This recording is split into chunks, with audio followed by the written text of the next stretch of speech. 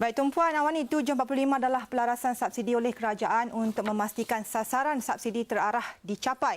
Dan kupasan lanjut saya serahkan kepada rakan setugas saya, Ashak Ismail yang segak bergaya di sana. Baiklah, terima kasih Karunisa Kasnun dan kerajaan kita setelah meneliti kedudukan fiskal negara serta risiko jangka pendek, sederhana dan panjang dengan pengurangan subsidi minyak ini, kerajaan katanya akan jimat lebih 3.3 bilion ringgit.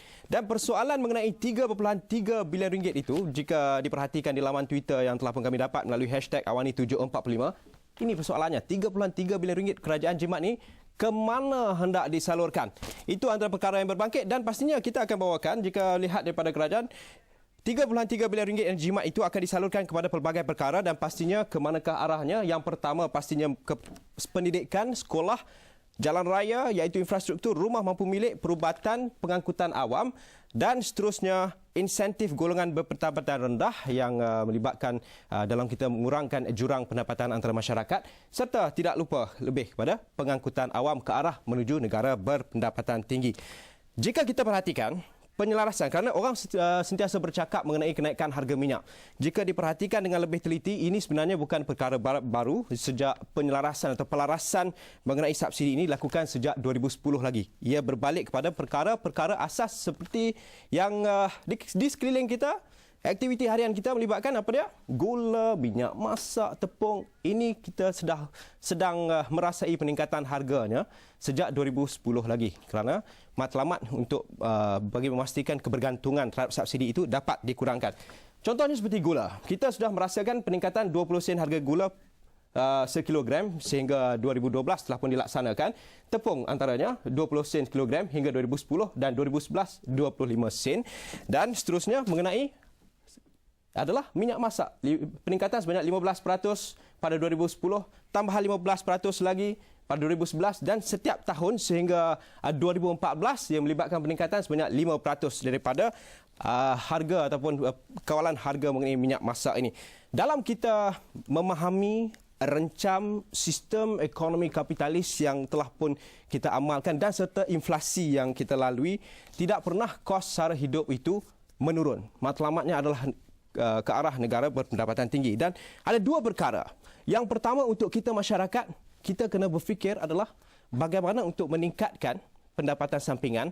Dan di peringkat kerajaan, pihak berwajib pula, mereka perlu menekankan kerana ini antara persoalan berbangkit di peringkat rakyat yang menekankan tentang yang pertama ketelusan dan transparansi dalam menguruskan serta menjayakan matlamat ekonomi ke arah berpendapatan tinggi. Dan pastinya apabila kita sentuh mengenai suara rakyat ataupun pandangan umum rakyat, rata-rata orang ramai yang kami temui berpendapat di mana kerajaan perlu urus subsidi ini dengan lebih berkesan. Ia bagi memastikan bahawa pengagihan subsidi itu adalah adil dan mensasarkan golongan yang benar-benar memerlukan. Kita dengarkan apa kata rakyat. Ada yang bersetuju langkah rasionalisasi subsidi adalah wajar bagi memastikan mekanisme subsidi lebih terarah. Yang mempunyai 10 kenderaan mewah pun dapat subsidi juga kan. So lebih baik kita bagi pada rakyat yang berpendapatan sederhana dan rendah. Walaupun rata-rata bersetuju langkah itu bagi membantu mereka yang memerlukan, namun ada juga golongan kelas menengah yang mempersoalkan nasib mereka. Kalau untuk orang miskin. Tapi yang sederhana ni macam mana? Macam kita sektor swasta. Swasta, kita gaji kita macam tu juga. Tapi kalau dia kata untuk orang miskin, memang betul orang miskin dapat. Tapi yang orang sederhana ni macam mana sara hidup dia? Sebenarnya subsidi ni memang untuk rakyat. Tapi saya tak nampak lagi subsidi yang mana dia nak bagi pada kita. Pasal saya tengok masih sama, harga barang pun lagi naik. Bawang naik, segala-galanya naik lah. Jadi ada juga berpendapat kerajaan perlu menjana kewangan sendiri daripada sumber lain dan tidak menjejaskan pengagihan subsidi rakyat. Agaknya kita ada sumber lain yang boleh kita dicari, bukan berdasarkan 20 sen daripada harga petrol ataupun diesel yang dinaikkan itulah. Mungkin ada sumber. Dan pastinya antara soalan yang berbangkit di peringkat masyarakat ialah kami golongan menengah ini bagaimana? Itu antara persoalannya dan pastinya kita terus bersama Tan Sulin untuk melihat dari konteks sepihak berwajib atau kerajaan dalam menyelaras subsidi ini. Terus bersama Tan Sulin di Ampang serta tetamunya. Silakan Sulin. Terima kasih rakan tugas di studio. Dan pastinya kita telah mendengar banyak keluhan dan suara-suara rakyat yang terkesan akibat penyelarasan subsidi minyak baru-baru ini. Namun untuk mengetahui dengan lebih lanjut apakah rasional di sebalik penyelarasan subsidi, bersama saya sekarang ialah Ketua Kluster Ekonomi dan Pengurusan Majlis Profesor Negara, Profesor Datuk Dr. Nur Azlan Ghazali. Terima kasih Profesor kerana sudi bersama kami. Mungkin Prof boleh menjelaskan apakah rasional di sebalik penyelarasan subsidi ini dan kenapa ia perlu dilaksanakan pada ketika ini dengan mengambil kira faktor-faktor luaran dan pasaran harga minyak dan sebagainya. Saya melihat pengumuman yang baru dibuat ini dalam dua konteks. Konteks yang pertama adalah konteks untuk memastikan struktur ekonomi kita bertepatan dengan hasrat untuk mentransformasi ekonomi negara. Dalam kemajuan ekonomi yang dicapai, hari ini umpamanya kalau saya boleh bagi contoh, kita ada 22.7 kenderaan bermotor yang berdaftar di negara kita. Kalau kita nisbahkan dengan penduduk, umpamanya seorang penduduk ada sebuah kenderaan bermotor. Jadi secara tidak langsung ianya memberi permintaan ke atas penggunaan harga minyak dan sebagainya telah meningkat. Dan dengan polisi yang memperkenalkan subsidi yang besar, ianya menimbulkan beban kepada kerajaan. Dan bagi saya, sekiranya kita meneruskan sistem subsidi sedia ada, ianya tidak akan memastikan kelangsungan ataupun kestabilan ke atas kedudukan fiskal ataupun kedudukan keuangan negara. Ya, tetapi kalau kita nak kaitkan dengan mengapa sekarang umpamanya, pertama sekali harus kita faham bahawa kedudukan harga minyak di pasaran global hari ini sebenarnya berada di dalam ruang yang hampir sama di kemuncak di tahun 2008. Ya, keadaan geopolitik semasa di Timur Tengah dan juga permintaan yang meningkat di negara-negara baru muncul, China, India, Rusia dan sebagainya, telah memberi tekanan dan ke atas harga minyak. Dan era harga minyak berada dalam sekitar 20-30 itu sebenarnya tak ada lagi. Jadi penting untuk kita menstrukturkan semula sistem subsidi minyak negara kita, dan bagi saya ini adalah satu yang amat diperlukan dan rakyat kita sendiri harus memahami mengapa tindakan ini diperlukan. Ya. Dan pandangan Prof, bagaimana kita nak melaksanakan mekanisme pengagihan subsidi yang lebih terarah dan lebih berkesan? Dia sebenarnya dalam konteks ekonomi seperti negara kita yang telah berada di peringkat pendidikan menengah atas, pendapatan menengah atas, ya. Kita masih memerlukan subsidi, tetapi subsidi yang mempunyai sasaran ataupun targeted subsidi. Maksudnya kita harus memberi fokus memastikan sistem subsidi ini sampai kepada kumpulan yang benar-benar memerlukan. Jadi subsidi yang umpamanya subsidi minyak itu dia dicapai oleh 28.3 juta penduduk.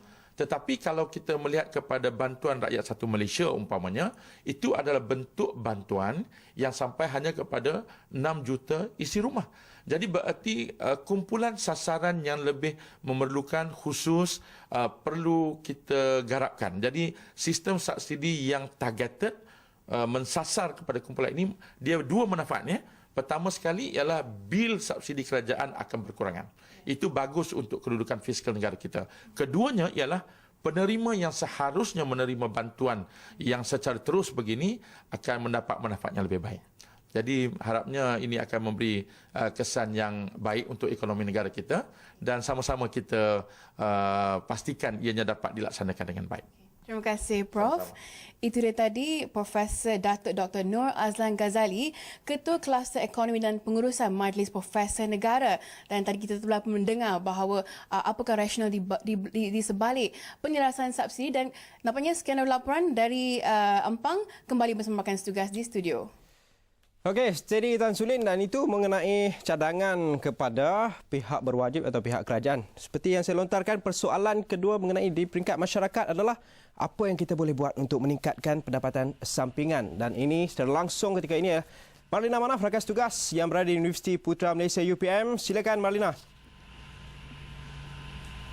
Baik, terima kasih Ashwat. Kalau tadi Ashwat di studio telah menerangkan penjimatan subsidi 3.3 bilion ringgit kerajaan boleh belanjakan kepada banyak projek infrastruktur dan sebagainya. Saya nak membawa perbincangan kepada satu lagi peringkat, iaitu peringkat pengguna. Saya bersama ketika ini di Jabatan Pengurusan Sumber dan Pengajian Pengguna Fakulti Ekologi Manusia bersama Profesor Dr. Laili Paim. Ya, beliau juga adalah dari Persatuan Ekonomi Pengguna dan Keluarga Malaysia MAKFI, yang mana memang ada pandangan tersendiri tentang pengurusan kewangan dan pengurusan rasionalisasi subsidi. Kalau kita lihat sekarang, mereka yang terlibat secara langsung dengan kenaikan minyak ini, dah ramai yang mengeluh tentang pendapatan mereka tidak dapat lagi menampung pembelanjaan sedia ada dengan gegaran keuangan itu kenaikan harga minyak ini. Bagaimana Prof melihat untuk mereka berdepan situasi ketika ini? Bila kita bercakap tentang kenaikan harga ni, kita terpaksa juga bercakap tentang kuasa beli. Dalam dunia hari ini yang memang banyak barangan dan perkhidmatan yang diperlukan oleh pengguna ataupun isi rumah, banyak yang kita terpaksa beli daripada pasaran lah. Jadi kenaikan harga barangan ni sudah tentu akan menjejaskan kesejahteraan kewangan isi rumah. Ya. Apabila kita bercakap tentang kecukupan pendapatan ini, ada beberapa faktor yang kita boleh lihat. Yang pertama dari segi pendapatan itu sendiri. Dan kita lihat di Malaysia memang ramai isi rumah yang berpendapatan rendah ataupun berpendapatan sederhana yang kenaikan sedikit aja harga barangan boleh menjejaskan kesejahteraan keuangan ataupun ekonomi mereka. Jadi kalau kita lihat pada kuasa beli, pendapatan dan harga, apabila pendapatan meningkat, harga sama, kuasa beli kita meningkat. Tapi dalam keadaan sekarang ni kita bincang yang senario semasa lah ya. Pendapatan tetap tapi harga meningkat ya. Walaupun puan sebut tadi pendapatan tu hanyalah 20 sen ya. 20 sen ni kalau kita tengok lebih kurang kenaikan 10% lah daripada harga petrol ya, harga kasar. Jadi saya rasa kita pernah menjalankan kajian sebenarnya kalau kenaikan 10% ni sebenarnya lebih sikit daripada 10% pun boleh menjejaskan kesejahteraan keuangan isi rumah. Jadi saya melihat kenaikan harga ni memang akan orang banyak yang merungut ini kerana dalam keadaan harga sekarang ni pun yang sedia tinggi, saya rasa ada banyak barangan yang sedia tinggi. Keluarga isi rumah dah merasakan ketidakcukupan pendapatan, apatah lagi dengan kenaikan harga petrol ini. Kalau kita lihat harga petrol ini pula, dia antara bukan harga petrol ya, perbelanjaan ke atas pengangkutan adalah antara 4 perbelanjaan penting isi rumah. Kalau kita lihat dari segi peratusan perbelanjaan ke atas item-item ini, yang pertama makanan sudah tentulah makanan, kemudian perumahan, kemudian rekreasi dan pengangkutan adalah satu daripada perbelanjaan yang penting dalam isi rumah dari segi peratusan. Jadi maknanya kalau peningkatan petrol, walaupun kita kata yang tu perbelanjaan pengangkutan tu ada banyak benda lah selain daripada harga minyak, tapi harga minyak ni selalunya bila kita lihat, bila harga minyak meningkat, dia akan ada rentetan daripada itu kenaikan kepada barangan-barangan lain lah yang saya rasa memang akan memberikan rasa tidak selesa ataupun ketidakcukupan pendapatan dalam kalangan isi rumah. Mengambil apa yang telah Prof katakan tadi tentang kenaikan kos minyak yang akan memberi rentetan kepada kenaikan barang-barang lain, barang-barang kos hidup. Sebagai orang yang selalu memberi nasihat dalam perancangan keuangan peribadi, bagaimana strategi-strategi yang boleh Prof mungkin senaraikan secara ringkas untuk masyarakat mengambil petua itu dan menggunakannya untuk meningkatkan perbelanjaan ketika mana keuangan pendapatan mereka itu semakin menguncup ketika ini? Dalam pengurusan keuangan isi rumah ni sebenarnya ada beberapa strategi lah dalam pengurusan keuangan, tapi saya hanya ingin menyentuh dua lah. Satu, strategi dia kalau pendapatan tak cukup, tambah pendapatan. Yang kedua adalah berbelanja secara berhemah lah. Dua antara beberapa strategi pengurusan keuangan, dan saya rasa ini dua relevan yang mungkin saya boleh kongsikan di sini. Tapi bercakap lebih mudah daripada melaksana lah. Itu kita memang akui dari segi perlakuan, dari segi gaya hidup. Gaya hidup nak ubah tu bukan sesuatu yang mudah lah. Jadi saya ingin sarankan sebenarnya kepada isi rumah ataupun pengguna, mereka perlulah melihat kepada kenaikan harga ni, bandingkan kenaikan harga ni dengan gaya hidup mereka sekarang, dengan dia punya consumption behavior ataupun perlakuan penggunaan dia sekarang. Mungkin ada ruang-ruang yang dia boleh kurangkan supaya tidak menjejaskan kesejahteraan ekonomi isi rumah. Saya bukan mengatakan bahawa kenaikan harga ni bolehlah cakap orang kata separuh orang tu naik banyak mana pun dia okey, tapi pada saya ramai lagi isi rumah yang walaupun kenaikan 10% sebenarnya boleh menjejaskan kesejahteraan ekonomi isi rumah lah. Jadi dari segi dari segi strategi perancangan dan sebagainya memang kena tingkatkanlah kemahiran berbelanja, kemahiran menggunakan pendapatan dan sebagainya, itu perlu ditingkatkan. Kalau saya dengar tadi penjelasan rakan saya di studio, Ashok Ismail, beliau menyatakan tentang pengurangan subsidi dan sebahagian dari langkah-langkah kerajaan untuk menuju negara berpendapatan tinggi. Jadi bagaimana kita nak mula memberikan pendidikan dan berkenaan dengan perancangan keuangan supaya setiap kali kerajaan mengurangkan subsidi, perkara itu diserap dengan lebih, reaksinya tidak perlu berlebihan, kerana inilah antara langkah-langkah yang kita kena jangka dalam kita menuju ke negara berpendapatan tinggi, Prof. Saya rasa sebenarnya dalam sistem ekonomi ni kalau kita lihatkan antara cukai, subsidi dan sebagainya, cukai itu tujuannya supaya kerajaan pun boleh menolong rakyat dengan memberi subsidi, bantuan dan sebagainya. Jadi saya rasa kalau sesuatu tindakan yang nak diambil tu, saya rasa elok pengguna ni dididik daripada awal lah, mengambil masa lah didik perlahan-lahan, terangkan kenapa kena tarik subsidi dan sebagainya, ataupun ada kaedah lain untuk kita menampung perbelanjaan pembangunan yang lain dan saya juga merasakan bahawa apa pun yang kita nak lakukan dengan duit yang kita tarik daripada subsidi itu mestilah perkara-perkara yang dapat dinikmati oleh ramai lah, terutamanya mereka yang berpendapatan rendah. Sebab kalau kita tarik subsidi ni bukan kita tarik di kalangan mereka yang berpendapatan rendah, tetapi keseluruhan orang akan merasakan kenaikan harga ni, tetapi yang lebih merasakannya adalah mereka yang berpendapatan rendah. Jadi kalau kita boleh explain, okey, kita subsidi ni kita tarik balik sebab kita nak buat pembangunan yang asas. Contoh kata nak buat penerangan itu perlu untuk hospital, untuk sekolah dan sebagainya. Tapi kalau Okey, baik. Itulah saya rasa. Baik, terima kasih Prof atas penerangan panjang lebar berkenaan dengan rasionalisasi subsidi dari aspek pengguna, pakar pengguna pengurusan keuangan. Sekian saja perbincangan kami di UPM. Kembali berada rakan setugas di studio bersama Ashok untuk menyambung berita lain. Terima kasih. Okey, baik. Terima kasih Marina Manaf dan terima kasih kepada penonton semua yang menghantarkan atau berinteraksi dengan kami dengan #Awani745 Nisa. Dan pastinya tumpuan antarabangsa Nisa akan sampaikan